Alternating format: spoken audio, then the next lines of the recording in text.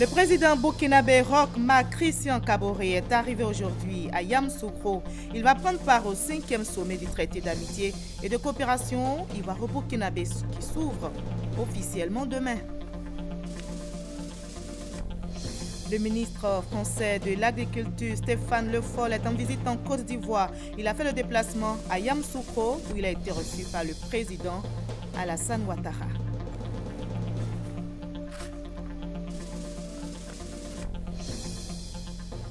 Ce jeudi 28 juillet, la communauté internationale renforce la lutte contre les hépatites virales. C'est la journée mondiale aujourd'hui, elle est célébrée depuis 2011. Une question, comment se fait la prise en charge? Élément de réponse dans cette édition. La décision de la Cour constitutionnelle est tombée aujourd'hui au Gabon. La Cour rejette le recours des opposants à la candidature du chef de l'État Ali Bongo Ondimba à la présidentielle du 27 août prochain. Bonsoir à tous, merci de regarder le journal de RTI1.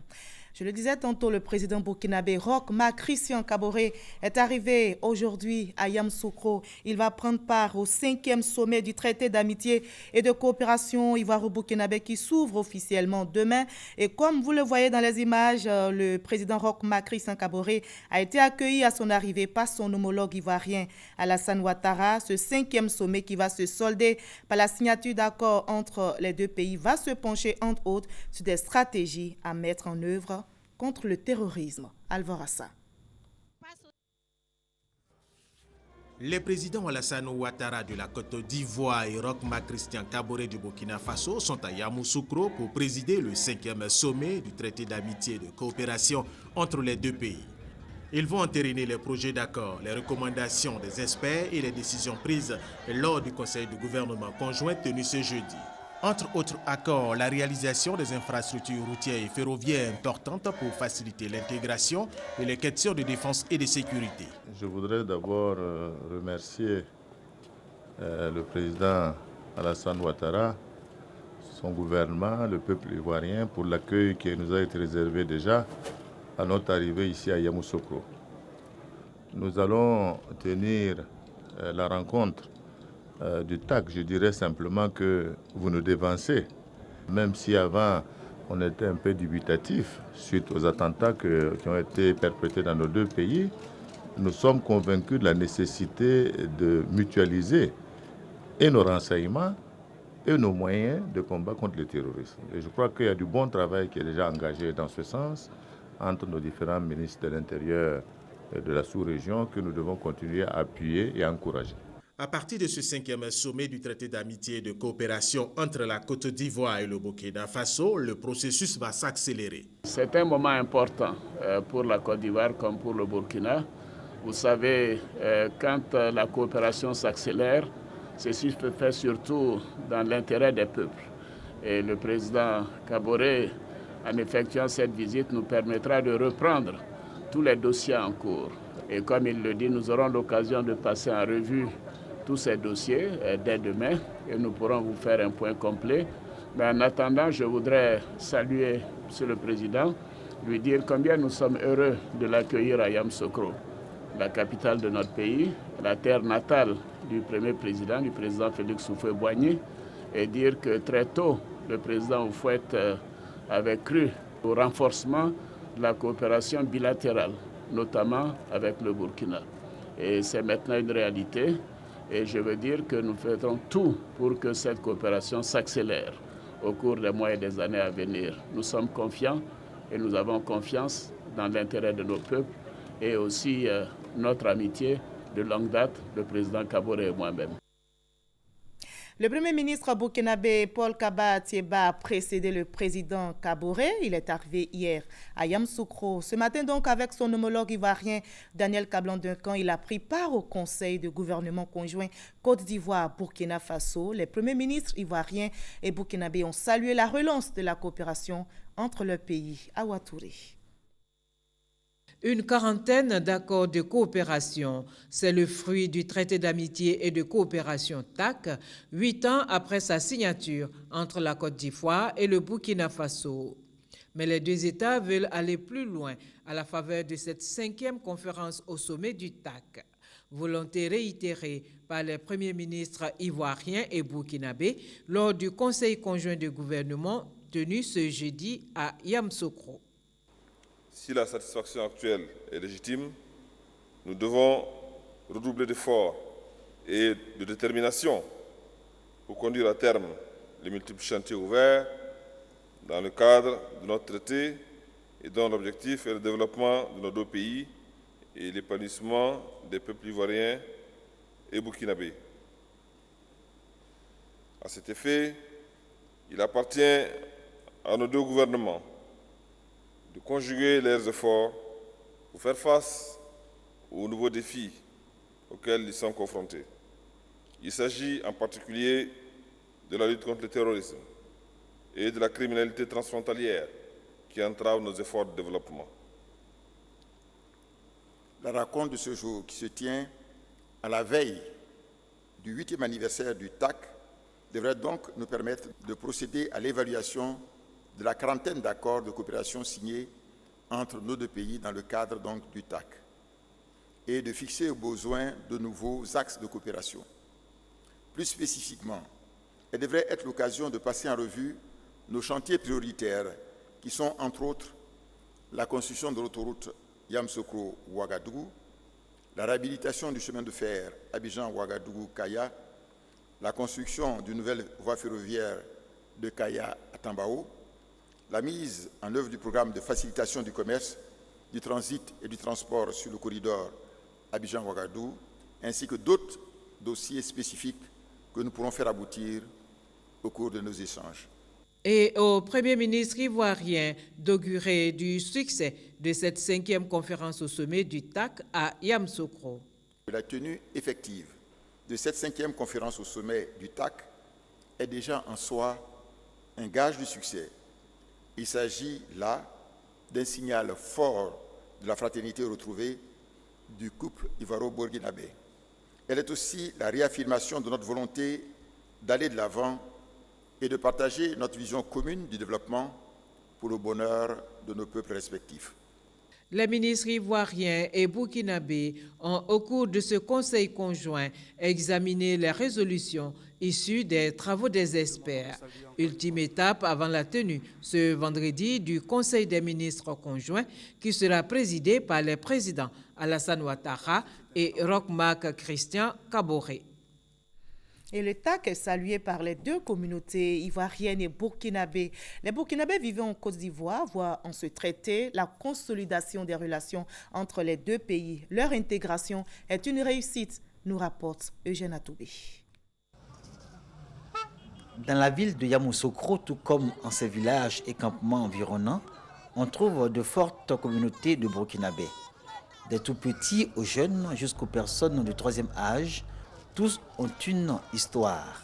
Des histoires en lien avec la période de migration vers la terre des Burnis, des populations de la Haute-Côte d'Ivoire, baptisées dès son accession à l'indépendance, Haute-Volta, aujourd'hui Burkina Faso. Les anciens gardent encore le souvenir de ces déplacements massifs vers la zone forestière.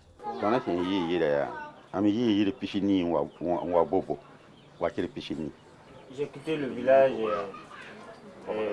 3 années avant les indépendances de la Côte d'Ivoire. Je suis monté dans un véhicule à 400 francs de mon village pour venir à Bobo-Dioulasso. De Bobo-Dioulasso, j'ai pris un autre moyen de transport qui m'a coûté 750 francs pour arriver à Boaké. De Boaké, j'ai pris un autre véhicule à 150 francs CFA pour venir à Yamoussoukro et j'ai été directement reçu dans la cour du président Oufoué, là où j'ai exercé comme un manœuvre dans le champ du président Oufoué. Il y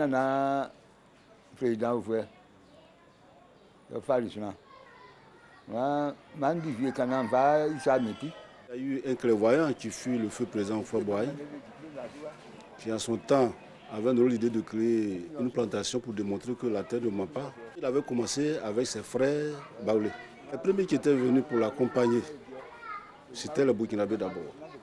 Nous vivons ici, en bonne harmonie, en amitié et surtout en bonne fraternité. De 1957 à 2016, le temps a passé. Bien de choses ont également changé. Mais les liens entre Burkinabés et Ivoiriens se sont renforcés.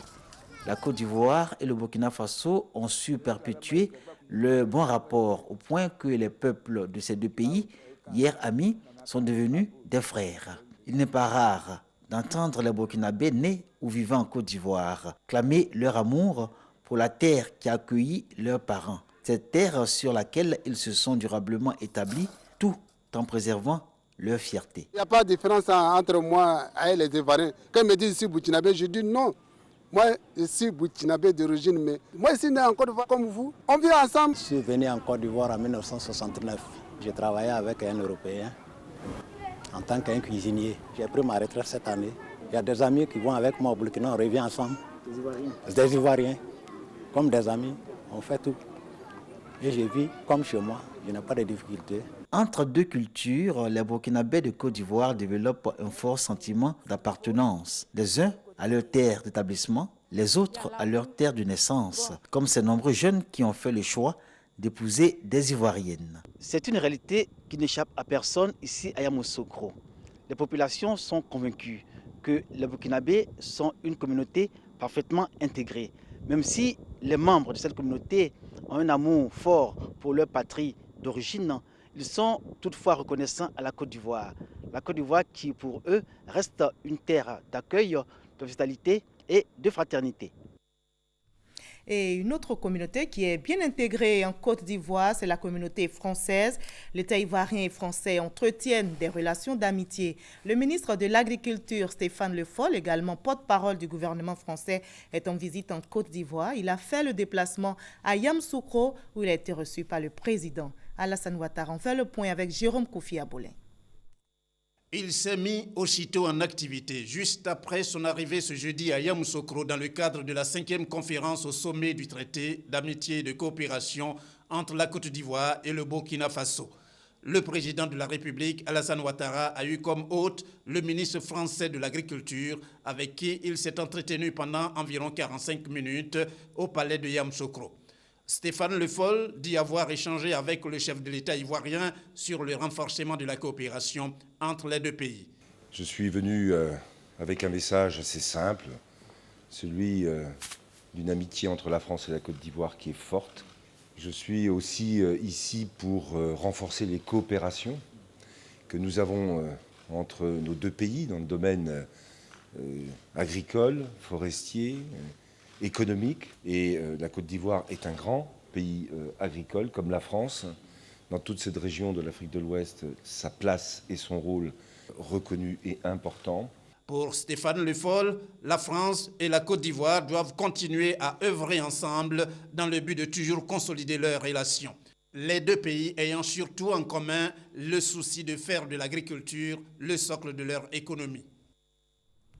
Et en marge des travaux du TAC, le Premier ministre ivoirien a présidé la cérémonie de signature de convention d'affectation de l'appui budgétaire ciblé au titre de l'année 2016 dans le cadre du deuxième C2D, contrat de désendettement-développement. Cette convention, d'un montant global de plus de 52 milliards de francs CFA, permettra à notre pays d'apurer une partie de sa dette intérieure. Mahama Traoré, Jérôme Koufi Abolin. La convention signée ce jour porte sur deux protocoles financiers. Le premier, d'un montant de 45,92 milliards de francs CFA, est une convention d'affectation de l'appui budgétaire ciblé au titre de l'année 2016. Appui budgétaire qui s'inscrit dans le cadre du deuxième contrat de désendettement-développement C2D. Objectif de cette aide budgétaire, alléger le poids de la dette intérieure de l'État dans les secteurs des infrastructures et de la santé. Une partie de cette aide budgétaire servira également à financer le fonds d'études de l'État pour la réalisation de tout projet d'envergure inscrit dans le PND, Plan national de développement 2016-2020. Le deuxième protocole financier porte sur la mise en place d'un centre national de calcul pour lequel le Trésor français a décaissé un montant de 6,98 milliards de francs CFA. Projet qui verra l'installation d'un supercalculateur avant fin 2016 pour appuyer la prise de décision en matière de recherche dans les domaines de l'agriculture, de la météorologie et de l'environnement. Je demeure convaincu que ces deux accords, le CDD et le prêt relatif au Centre national de calcul, sont des instruments qui contribueront à inscrire résolument notre coopération dans une nouvelle dynamique plus porteuse d'actions susceptibles de hisser davantage notre amitié et notre coopération au niveau de nos ambitions en contribuant fortement au bien-être des populations ivoiriennes. Signataire au nom de la partie française, le ministre Stéphane Le Foll s'est appesanti sur l'opportunité de ce supercalculateur pour la Côte d'Ivoire. Investir, c'est préparer l'avenir. Investir, c'est répondre aussi aux défis du présent.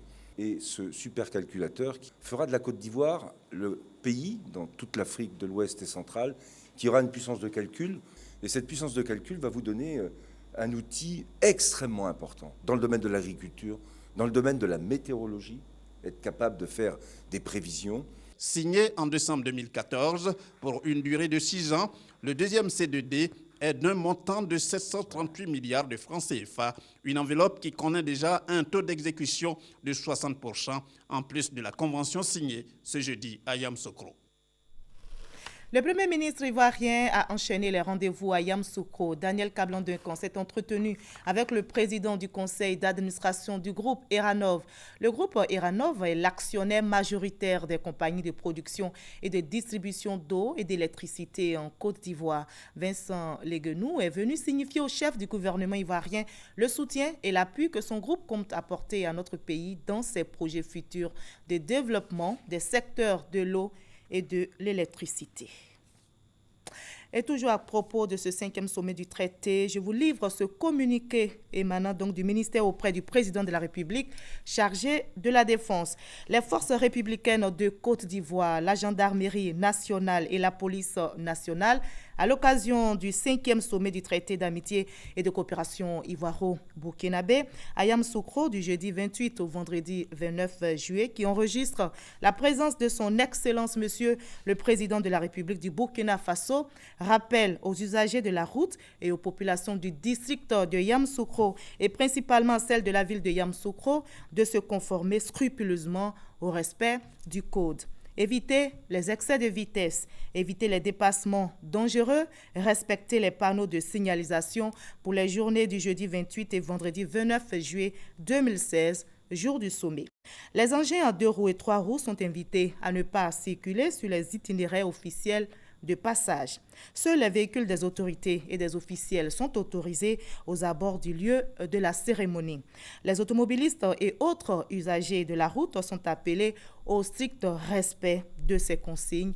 Le respect de ces consignes participe de la réussite de la sécurisation de cet événement, signé donc le chef d'état-major général des forces républicaines de Côte d'Ivoire.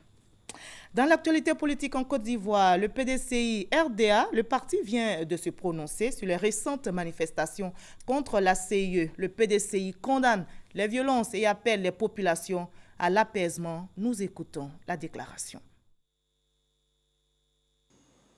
Le PDCI-RDA, tout en estimant que les manifestations et les revendications sociales participent de l'expression plurielle et démocratique, condamne avec fermeté les violences et actes de destruction de biens publics et privés.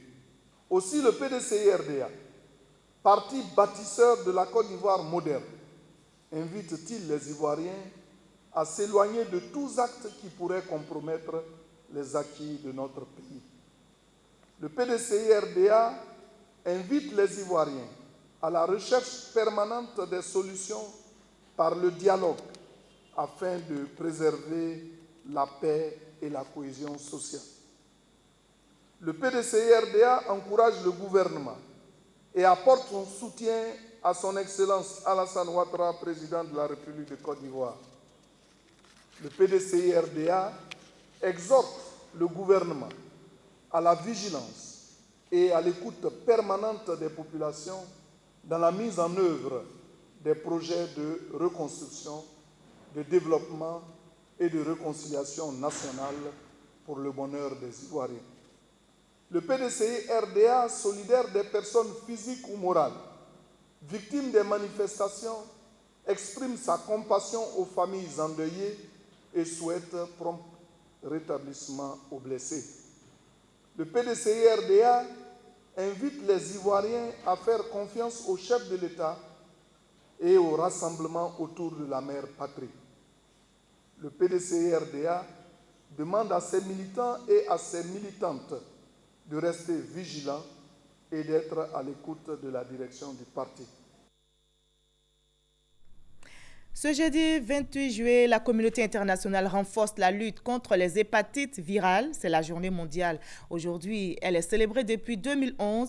Les hépatites virales tuent près d'1 400 000 personnes par an, selon l'Organisation mondiale de la santé. C'est une inflammation du foie provoquée par 5 types de virus A, B, C, D et E. Mais comment reconnaître les symptômes? Élément de réponse avec Ami Sissoko. Cet homme souffre de l'hépatite B, un virus qui empêche le fonctionnement normal du foie et est responsable de la cirrhose ou du cancer du foie, le deuxième cancer de l'homme après celui de la prostate. Malade depuis plus d'1 an, l'hépatite B dont il souffre sera découverte à la faveur d'examens de santé. Victime de cette maladie chronique, il vient une fois de plus d'être hospitalisé au CHU de Cocody. Mon ventre était maintenant gonflé. C'est là que je suis venu à l'hôpital pour voir qu'est-ce qui se passait. C'est là qu'ils ont fait de l'analyse pour découvrir que je souffrais de l'hépatite B.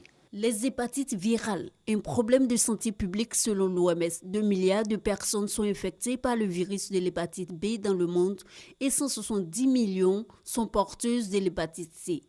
L'hépatite B est le virus le plus fréquent en Côte d'Ivoire. Sur 100 personnes, 13 en souffrent.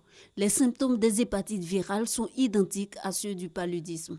Les hépatites virales sont des maladies du foie dues à des virus qu'on appelle les virus de l'hépatite. Ainsi, on distingue le virus de l'hépatite A, B, le virus de l'hépatite C, le virus de l'hépatite D et le virus de l'hépatite E. Le malade va se plaindre de douleurs au niveau de la tête, des douleurs dans les muscles. Parfois, les yeux peuvent devenir très jaunes, on appelle ça l'ictère, et les urines peuvent changer de couleur, devenir très foncées. Si les hépatites virales AEE se transmettent par voie orale, les hépatites B, C et D ont le même mode de transmission que le VIH-Sida. Les hépatites virales A et E vont sévir là où les conditions de l'eau et des aliments sont défectueuses.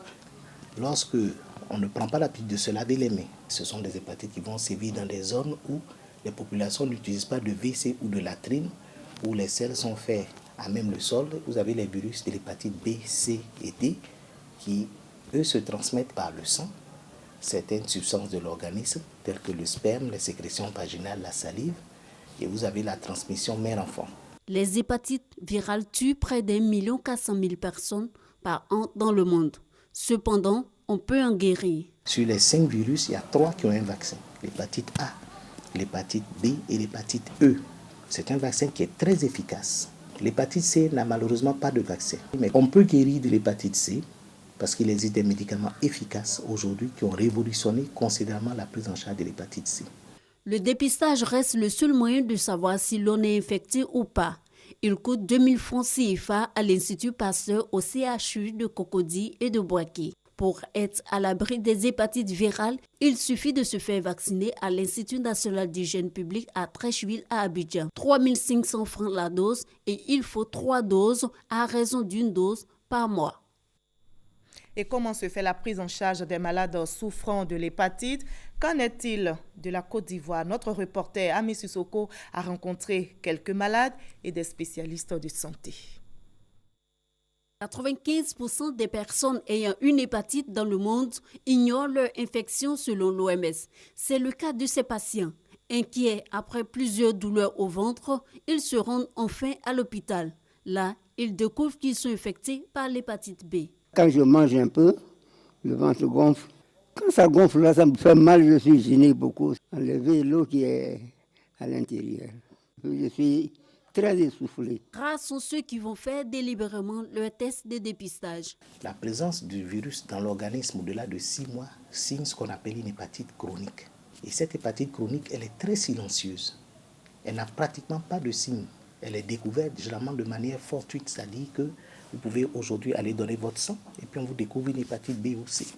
Alors qu'apparemment, vous ne vous sentez pas malade. Et cette phase chronique-là pose des problèmes parce que la plupart des personnes infectées ne le savent pas. Raison pour laquelle cette maladie a été baptisée le tueur silencieux. L'hépatite B est une maladie qui se soigne, mais dont on ne guérit pas. Face à cette maladie, il faut vraiment le courage personnel d'abord pour pouvoir surmonter. Mais parce qu'on ne peut pas, en tout cas, se mouvoir. On n'est pas heureux. Parce que ce que tu pouvais faire avant, tu ne peux plus faire. Il ne faut pas se laisser abattre par la maladie. Quand on est malade, même si on n'a pas d'argent, on se débrouille, on cherche à gauche, à droite. Et puis on a un peu d'argent, on se rend à l'hôpital pour se faire soigner. Maladie chronique, la prise en charge est un véritable souci pour les malades. Aujourd'hui, par exemple, j'ai dépensé 18 000 francs. Bon, depuis l'année passée jusqu'à nos jours, ça fait 1 million et quelques que je dépensais déjà. Ça appauvrit. Aujourd'hui, vous avez des traitements qui oscillent entre 900 000 et 1 350 000 francs, les 3 mois. Et puis, vous avez des médicaments, par exemple, qui s'utilisent sous forme d'injection, qui coûtent 153 000 francs l'injection dans les officines privées. Et vous avez besoin d'une injection par semaine pendant 4 semaines. Mais grâce aux efforts du gouvernement, on peut l'acquérir avec la somme de 13 000 francs CFA. La prévention des hépatites virales passe par la sensibilisation, le dépistage et la vaccination. Et c'était un reportage réalisé par Ami Sissoko. L'armée populaire chinoise a 89 ans. L'anniversaire a été célébré au Palais de la Culture de Trècheville en présence du corps diplomatique chinois vivant en Côte d'Ivoire et en présence du ministre chargé de la Défense. La mission principale de l'armée chinoise est de défendre la paix mondiale, la souveraineté, la sécurité et les intérêts de développement de la Chine. Perpétuellement, Justine Seikiki. La Côte d'Ivoire et la Chine intensifient leur coopération et ce, à travers la célébration du 89e anniversaire de l'armée populaire de libération de la Chine. Occasion pour l'ambassadeur Tang Weibing d'affirmer que les relations entre les deux pays se développent à grande vitesse. La Chine entend travailler avec la Côte d'Ivoire pour maintenir un bon élan de coopération entre les deux armées afin de les élever à un niveau plus haut. Notre objectif, c'est de faire connaître au peuple ivoirien l'armée chinoise et aussi l'aspiration de la Chine à un développement pacifique. La Chine a connu un grand développement ces dernières années au niveau des équipements. Pour le ministre de la Défense Alain Donwayi, la coopération sino-ivoirienne est mutuellement avantageuse et l'armée ivoirienne doit s'inspirer de l'armée chinoise. Nous sommes une armée en complète reconstruction. Donc je pense que l'armée chinoise pour nous peut être un exemple de développement d'une armée qui est au service de la défense et du développement. Les ressortissants chinois se disent bien intégrés en Côte d'Ivoire. Ici, les gens ils sont très chaleureux et ici c'est très ouvert. L'ambiance, j'aime bien par rapport aux autres pays africains. Ici, c'est mieux. Moi, ça fait plus de 20 ans que je suis là en Côte d'Ivoire et je considère la Côte d'Ivoire comme mon deuxième pays natal.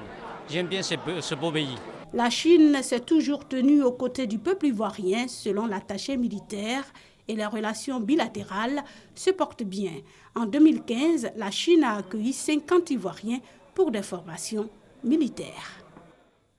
24 heures après sa nomination au poste de ministre auprès du président de la République chargé de l'organisation des Jeux de la francophonie, Robert Begremambé explique les enjeux de sa nouvelle mission. Salif Ouattara. Délai, calendrier et qualité. 3 principes managériels que le nouveau ministre auprès du président de la République chargé de l'organisation des Jeux de la francophonie, gouverneur du district autonome d'Abidjan, Robert Begremambé, entend mettre en œuvre 24 heures après sa nomination. Face à la presse nationale et internationale, le ministre Begremambé s'est fixé une mission bien claire, mériter la confiance placée en lui par le chef de l'État. Dans tous les cas de figure, au plus tard, au mois de février 2017,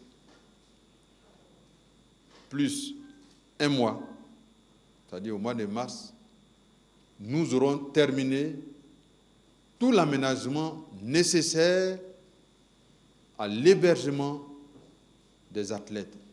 11 mois qui sonnent comme un ultimatum pour le ministre, pour la réussite sécuritaire, populaire et marketing des 8e Jeux de la francophonie. Car en somme, ces Jeux doivent permettre de vendre un modèle de vie abidjanais et une marque la Côte d'Ivoire.